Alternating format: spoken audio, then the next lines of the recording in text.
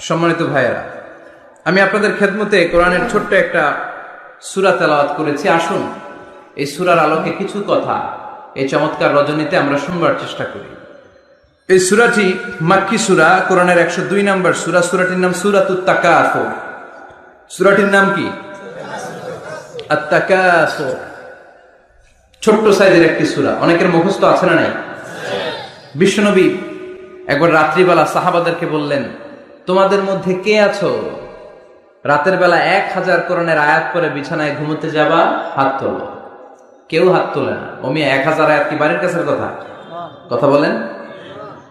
বিশ্বনবী বললেন, কে আছো তোমাদের মধ্যে রাত্রিবেলায় বিছানায় ঘুমোতে যাওয়ার আগে 1000 কোরআনে কারীমের আয়াত তেলাওয়াত করে ঘুমাতে যাবা? দাঁড়াও। কোন সাহাবী দাঁড়ায় না।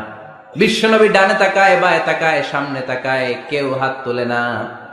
বিশ্বনবী বললেন, ও সাহাবারা, এবার বলো তোমাদের মধ্যে কে কে আছো সূরাতুত তাকাসুর পরে রাত্রে বিছানায় ঘুমোতে যেতে পারবা? এবার সব হাত উঠে গেছে। সুবহানাল্লাহ পড়েন। বিশ্বনবী বললেন, তোমাদের মধ্যে যদি কেউ রাত্রিবেলা একবার সূরাতুত তাকাসুর তেলাওয়াত করে বিছানায় ঘুমোতে যাও, আমল নামায় 1000 আয়াত তেলাওয়াতের সওয়াব দিয়ে দিবে কে? চিৎকার করে আল্লাহু আকবার। একবার রাতে পড়বেন, 1000 কোরআনের আয়াত তেলাওয়াতের সওয়াব আমল নামায় চলে যাবে। পড়েন আলহামদুলিল্লাহ। আত-তাকাসুর, আত-তাকাসুর মানে সম্পদ নিয়ে, প্রাচুর্যতা নিয়ে, অর্থ নিয়ে বাড়াবাড়ি করা, গর্ব করা, অহংকার করা।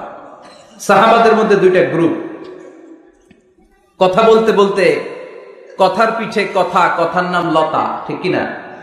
কথা বলতে বলতে ঝগড়া লেগে গিয়েছে। দুই গ্রুপ। এক গ্রুপ বলে আমরা বেশি সম্মানিত, আরেক গ্রুপ বলে তোরা না আমরা। একদল বলে আমাদের ওটের সংখ্যা বেশি, তোমাদের এত ওট নাই। আরেক দল বলে আমাদের ছাগলের সংখ্যা বেশি, তোমাদের এত ছাগল নাই।